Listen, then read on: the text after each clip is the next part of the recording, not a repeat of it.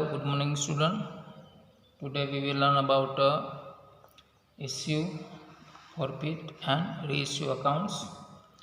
આજના વિડીયોમાં આપ સૌનું સ્વાગત છે. હું છું જગદીશ સર.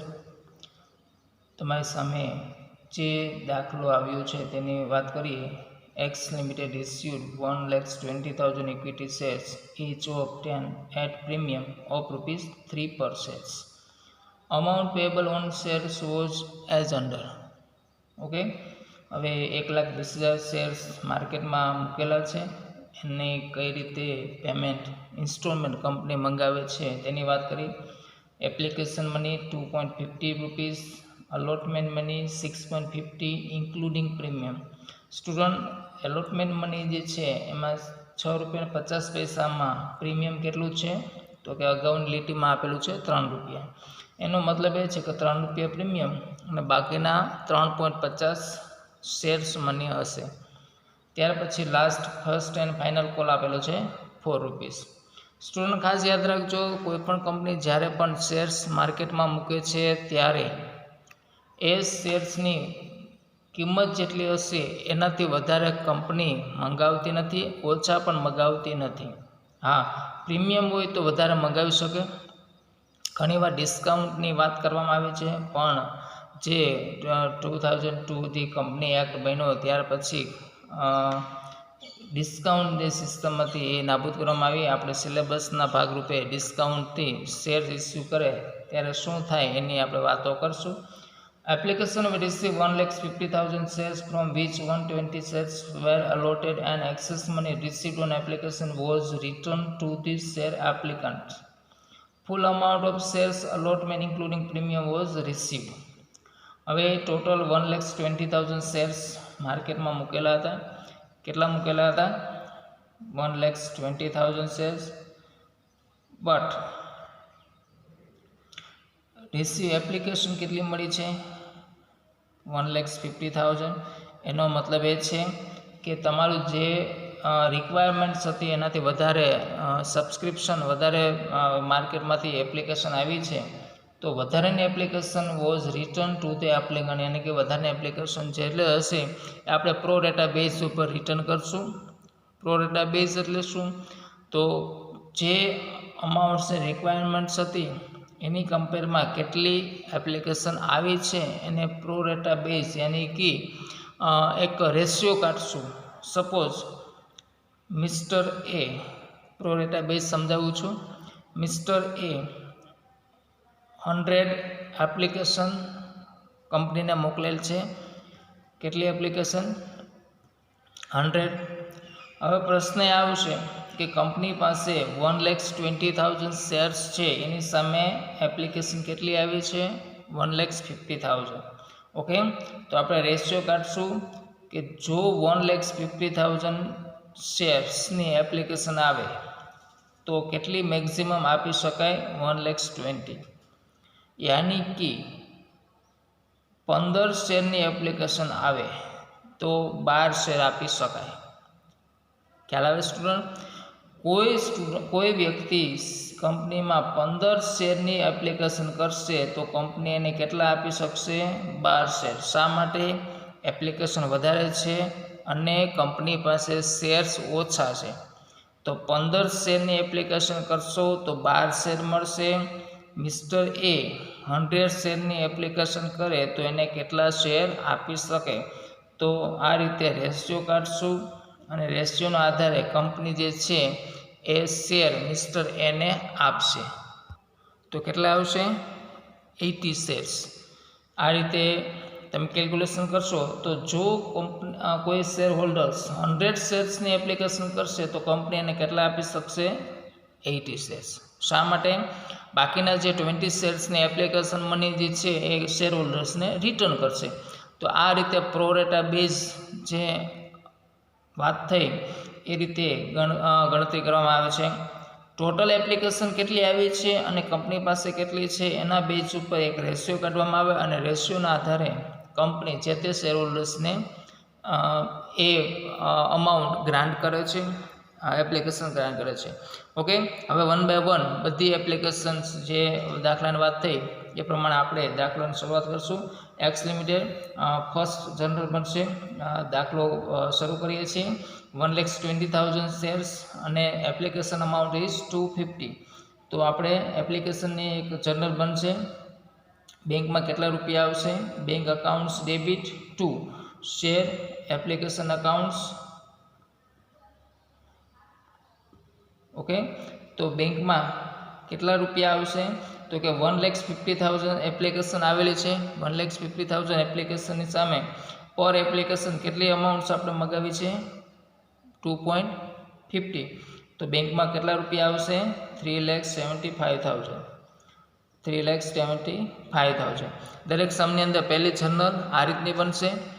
આ અમાઉન્ટ્સ જે છે એને આપણે સેકન્ડ જર્નલ જે એપ્લિકેશન અમાઉન્ટ્સ આવી છે એને આપણે શું કરશું?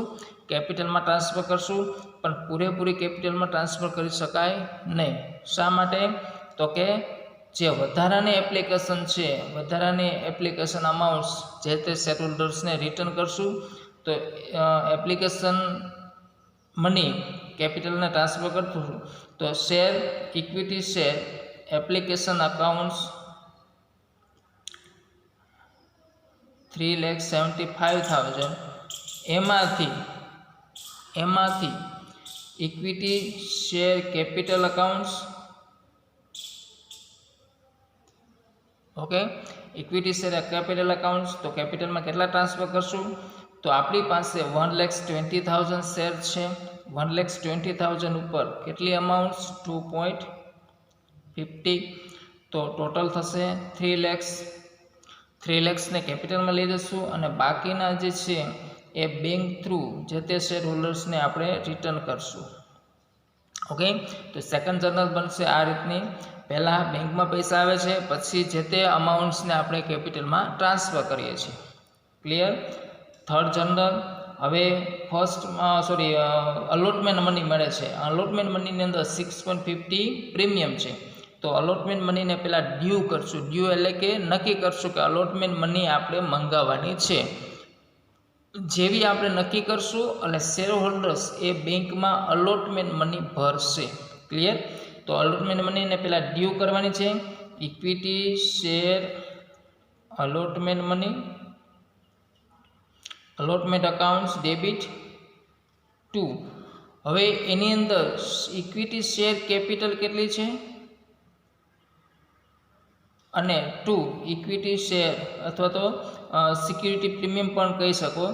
Security premium account. તો કેપિટલ કેટલી છે? તો કે તમને જે બુક્સમાં આપેલું છે 6.50. 6.50ની અંદર ટોટલ 6.50ની અંદર કેપિટલ કેટલી? તો કે પ્રીમિયમ 3ની વાત કરી છે. પ્રીમિયમ કેટલું છે? 3 રૂપિયા. 3 રૂપીસ. તો બાકીનું શું હોય?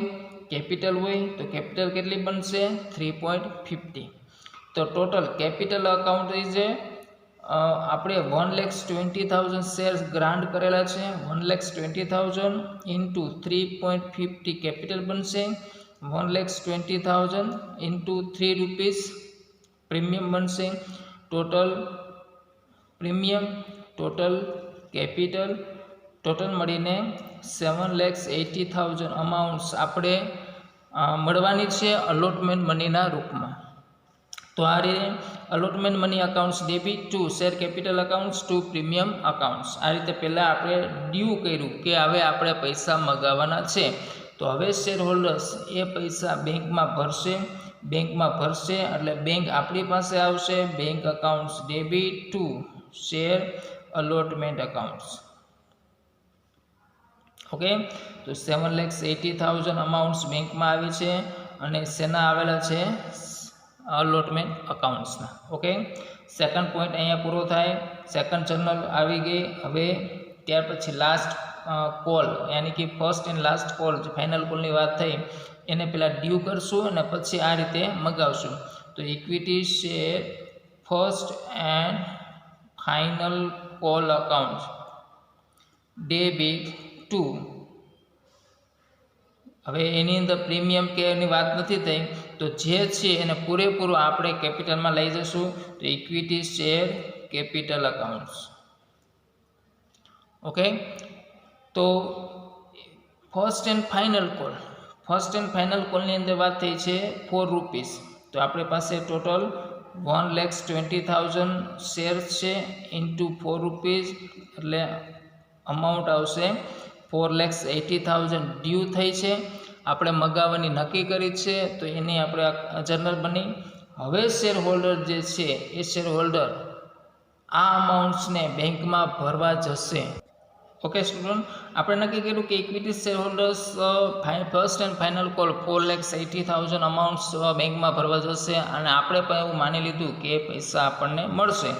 પણ લાસ્ટ પેરેગ્રાફ આપ્યો છે 4,60,000 was received for first and final call. Share on which first and final call money was not received were forfeited and these shares were reissued at 8 per shares as fully paid on the which full amount was received. હવે પ્રશ્ન એ આવ્યો કે 4,80,000 આપણે due કરેલા છે, એને કે આપણે એવું માની લીધું છે કે આટલી અમાઉન્ટ્સ આપણને કંપનીને મળશે, પણ ખરેખર અમાઉન્ટ્સ કેટલી બેંકમાં મળે છે, બેંક અકાઉન્ટ્સ કેટલું ડેબિટ થાય છે, 4,60,000.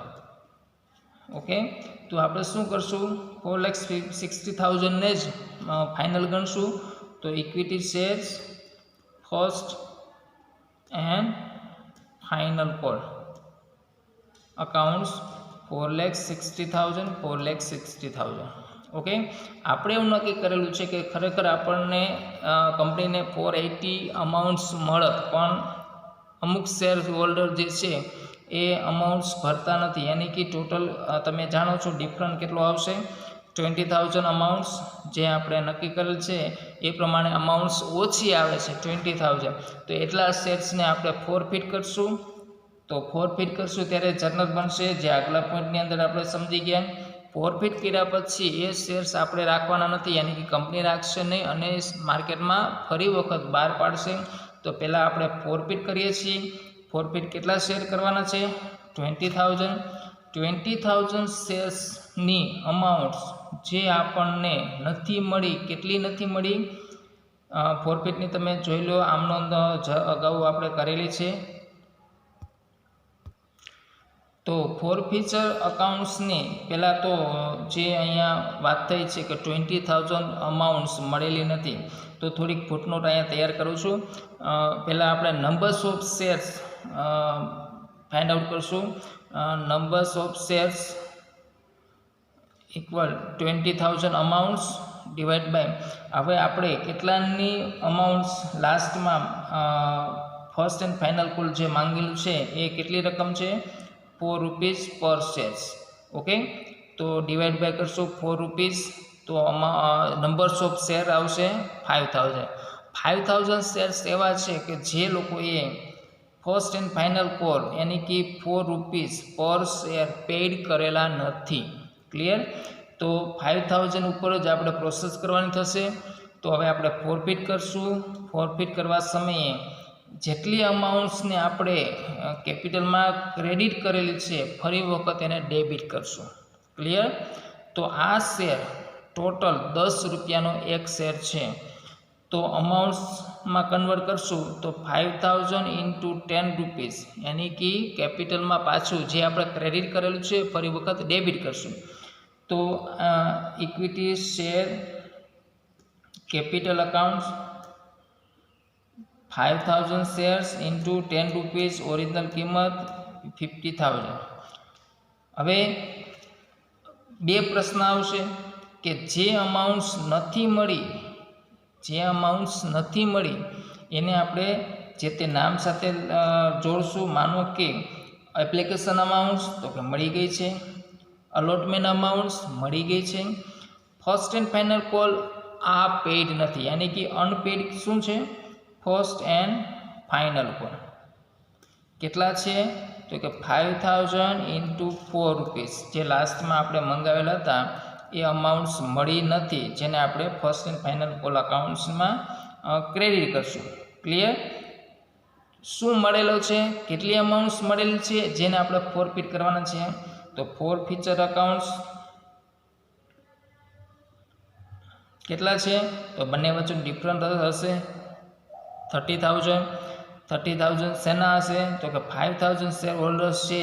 ટોટલ અત્યાર સુધીમાં કંપનીને 30,000 અમાઉન્ટ જે ભરી છે એ કંપની ફરી વખત રિટર્ન કરશે નહીં. ક્લિયર? કેટલી ભરી નથી? 20,000. કેટલી ભરેલી છે? 30,000. અગાઉના લેક્ચરમાં વિડીયોમાં આપણે જર્નલ જોયું ત્યારે મેં તમને સ્પષ્ટ સમજાવ્યું કે જે અમાઉન્ટ્સ કંપનીએ રિસીવ કરી લીધી છે એની કે શેર હોલ્ડરે ભરેલી હોય તો કંપની એને પરત કરશે નહીં, એ પણ જપ્ત કરશે. ક્લિયર? હવે ફોરફીચરની એક જર્નલ થઈ ગઈ. હવે આ જે શેર છે કંપની ફરી વખત માર્કેટ્સમાં મૂકે છે. કઈ રીતે મૂકે છે એની પણ વાત થઈ છે કે ફૂલ શેર્સ વેર રીઇસ્યુ એટ 8 પર શેર્સ. તો બેંકમાં કંપનીને બેંક અકાઉન્ટ્સમાં 5,000 શેર્સના 8 રૂપીસ પર શેર્સ 8 રૂપીસ પૈસા આવવાના છે. ટોટલ કેટલી અમાઉન્ટ આવશે? 40,000. હવે પ્રશ્ન આવશે કે ટોટલ આપણે કેપિટલમાં કેટલા ડેબિટ કર્યા છે? 50,000. તો એટલા જ ફરી વખત ક્રેડિટ થવા જોઈએ equity share capital accounts. Student ખાસ ધ્યાન રાખજો. પહેલાં તો એ કેટલા શેર બહાર પાડે છે? 5,000 પર શેર 8 રૂપીસ. ક્લિયર? હવે જેટલા કેપિટલમાં ડેબિટ થયા છે એટલા અહીંયા ક્રેડિટ થવા જોઈએ. કેટલા ડેબિટ થયા? 50,000. તો એટલા ક્રેડિટ કર્યા. એનો મતલબ એ છે કે ડિફરન્ટ જે હશે એ આપણે ફોરફીચર અકાઉન્ટની અંદર લખશું. ડિફરન્ટ કેટલો હશે? 10,000, જેને આપણે લખશું ફોરફીટેડ અકાઉન્ટ. ડેબિટ 10,000. ઓકે. જે શેર્સ ઉપર જે આપણે 8 રૂપીસ પર શેર્સ અમાઉન્ટ્સ મંગાવી એમાંથી 40,000 બેંકમાં આવેલા છે, 50,000 જે કેપિટલમાં ટ્રાન્સફર કરશું અને ડિફરન્ટ હશે એને આપણે ફોરફીચર અકાઉન્ટ કહેશું. લાસ્ટ જર્નલ બનશે. લાસ્ટ જર્નલની અંદર હવે સ્ટુડન્ટ ખાસ ફોરફીચર અકાઉન્ટ્સને જે આપણે કેપિટલ રિઝર્વમાં ટ્રાન્સફર કરવાનું થશે એની જર્નલ છેલ્લે બનશે. તો ફોરફીચર અકાઉન્ટ્સ 2 વખત આવેલું છે. પહેલાં શું?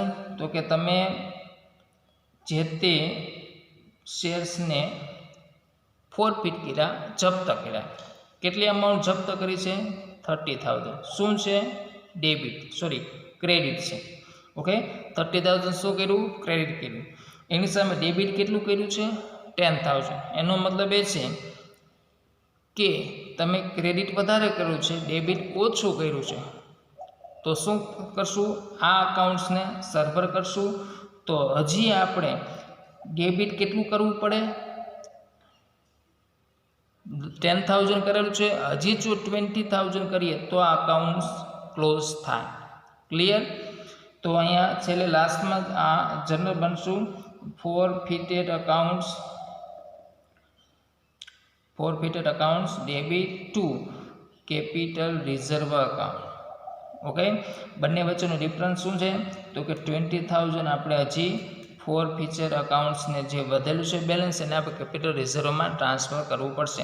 સ્ટુડન્ટ આમ ન ખ્યાલ આવે તો આ રીતે તમે નાનકડું અકાઉન્ટ્સ પણ બનાવી શકો ફોરફીચર અકાઉન્ટ્સને. તો એની અંદર debit credit, forfeiture accounts debit credit. પછી ડેબિટ બાજુ કેટલા લખવાના થશે? તો કે ડેબિટ બાજુ 10,000, ક્રેડિટ બાજુ કેટલા થશે? 30,000. ક્લોઝ કરશું 30,000, બેલેન્સ ઘટશે 20,000. અહીંયા શું લખશું? Capital reserve account. ઓકે.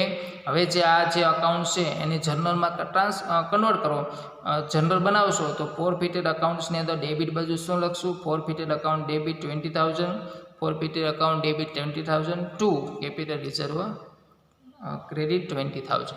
તો આ રીતે જે આપણે જે યુનિટ ભરવાના છે જે ભણીએ છીએ શેર ઇસ્યુ, ફોરફીટ એન્ડ રીઇસ્યુ અકાઉન્ટ્સની વાત કરી અહીં સુધી રાખીએ છીએ.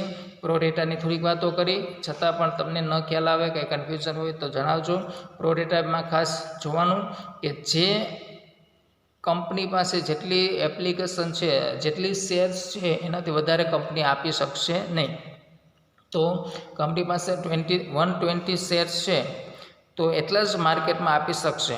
પણ લોકો માનો કે વધારે માંગણી કરે તો આ રીતે એને એક રેશિયોના બેઝ ઉપર એને અલોટ કરશે અને એ પ્રમાણે જે તે હોલ્ડર્સ શેર હોલ્ડર્સને શેર આપશે, બાકીના શેર જે છે એક શેર હોલ્ડર્સને પરત કરશે. ઓકે, તો આ રીતે એક જે સમજોયો. આમાં છતાં કાંઈ પ્રશ્ન હોય, ન ખ્યાલ આવ્યો હોય અથવા તો તમારા લેવલે કંઈ કન્ફ્યુઝન હોય તો જણાવજો, તો આપણે એને વધારે ક્લેરિફાય કરશું. અહીં સુધી રાખીએ છીએ. નેક્સ્ટ ટાઈમ મળશું ત્યારે ફરી વખત એક આવો દાખલો સાથે મળશું. Okay, thank you all.